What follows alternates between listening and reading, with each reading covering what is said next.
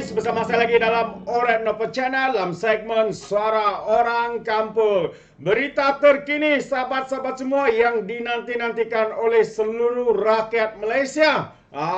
Tahniah kita ucapkan kepada Ayub Khan atas perlantikan. Ini adalah berita baik buat seluruh rakyat Malaysia yang begitu kepingin sekali ya untuk Ayub Khan ini berada di dalam pentadbiran tertinggi dalam Polis Diraja Malaysia. Dan hari ini saja baru terkini ya kita menerima perkabaran yang baik ya kerana akhirnya ya Ayub Khan telah dilantik sahabat-sahabat semua. Apakah perlantikan itu? Ini yang saya ingin kongsikan kepada kita semua. Tapi sebelum itu sahabat-sahabat semua jangan lupa untuk terus support Oret Nopo Channel dengan cara tekan butang subscribe, like dan share. So, mari kita ikuti berita baik hari ini.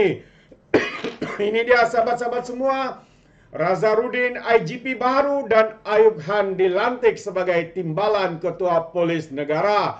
Oh, tahniah kita ucapkan sekali lagi. Ya, kerana hari ini kerajaan telah mengumumkan perlantikan Razarudin Hussain ya Abdul Rashid sebagai Ketua Polis Negara secara kontrak selama 2 tahun.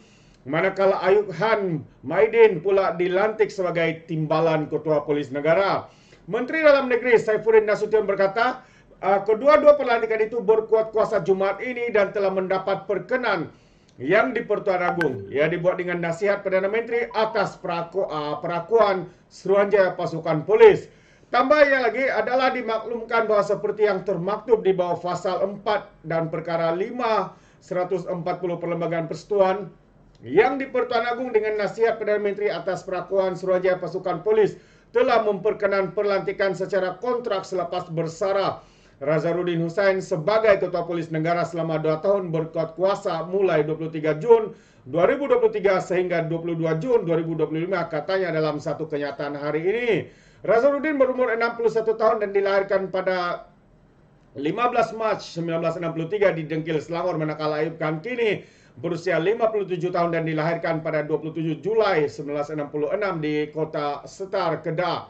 Jadi kerajaan mengucapkan sabas dan tahniah atas kedua-dua perlantikan itu, kata Datuk Seri Saifuddin Nasution.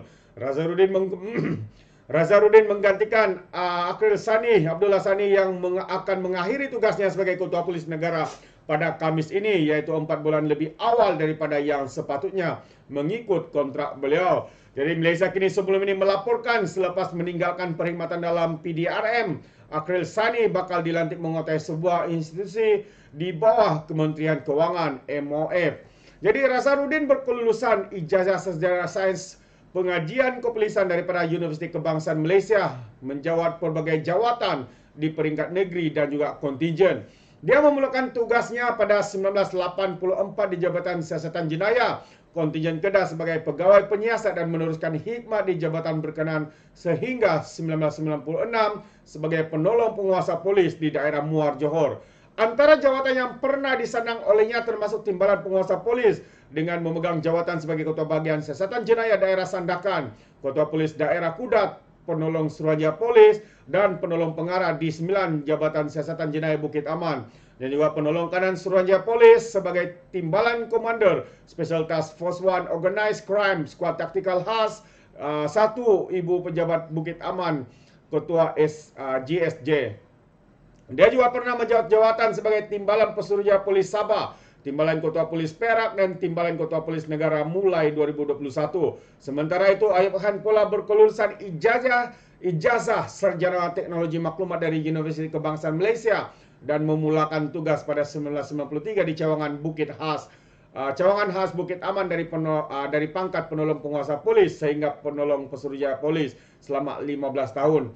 Dia kemudiannya dinaikkan pangkat sebagai penolong kanan pesuruhjaya polis dan ditempatkan di Ursetia KPN, penyelidikan dan pembangunan Jabatan Pengurusan Bukit Aman sebelum kembali ke Cawangan Khas sebagai timbalan pesuruhjaya polis pada tahun 2016. Ayub kemudiannya dinaikkan pangkat ke Pesuruhjaya SCP pada tahun 2020 dan menjabat jawatan sebagai Ketua Polis Johor sebelum kembali ke Bukit Aman sebagai Pengarah Jabatan Siasatan Jenayah Narkotik, kini sebagai Pengarah Jabatan Siasatan Jenayah.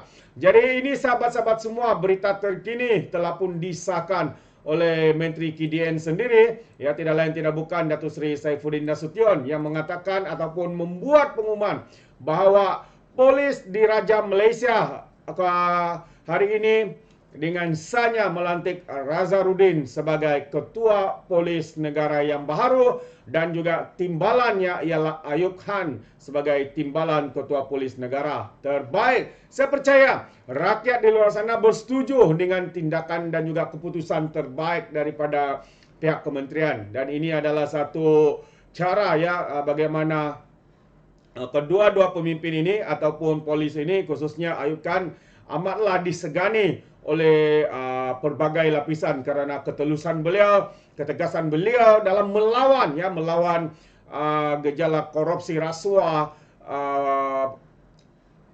narkotik, jenayah berat dan sebagainya.